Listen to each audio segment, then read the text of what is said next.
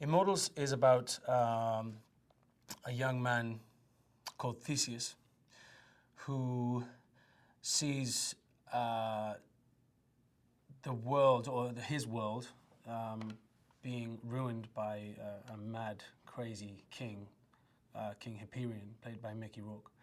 And he sees the murder and the onslaught that this king brings to his people.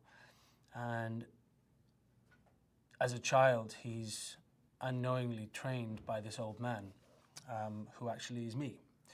And I don't play an old man. John Hurt plays me as an old man.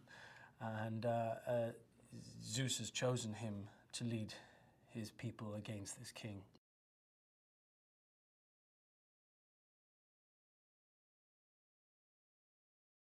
Zeus's objective is to find a leader, and so he chooses Theseus, who he sees something in him where he's not afraid to stand up for who he is and what he believes in, and sort of molds him into a leader without him actually realizing. But he learns how to fight.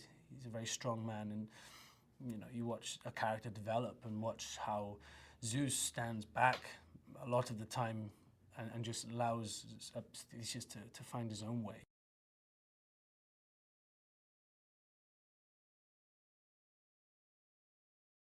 She's a genius in her own right, and a wonderful lady. She never stops working. She's fantastic. But we could have all worn togas. We could have all held grapes and wore vines in our hair and all that. And it could have been very, ethereal and all what we're used to seeing. But she had a very different image. And because she's worked with Tarsem for so many years on so many of his projects, they work in synergy with each other.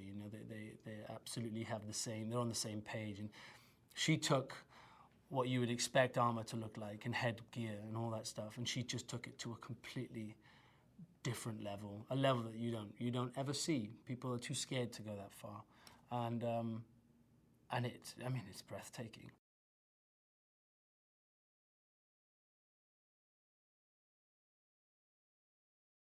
What he's provided the audience with is this leading man with strength and leadership, and it's everything you want in a leading man, So yeah, it was great. It was great to meet him and to work with him, and to gain a friend as well.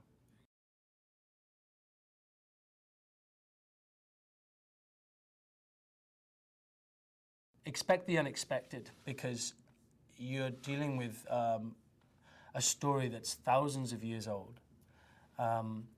Characters that, portrayed properly, you can relate to. And in this movie, there's a lot of great stories going on that every audience member will be able to relate to, even the gods, even everybody. They're very well developed.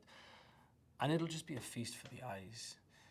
I'm sure a lot of people will come wanting to see Tarsem's work, because the guy's a legend, and genius, the word genius is bartered around a lot. And for once, it's not with Tarsem.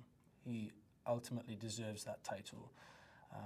And I don't think anybody will walk away from it without having moments where they just thought, wow.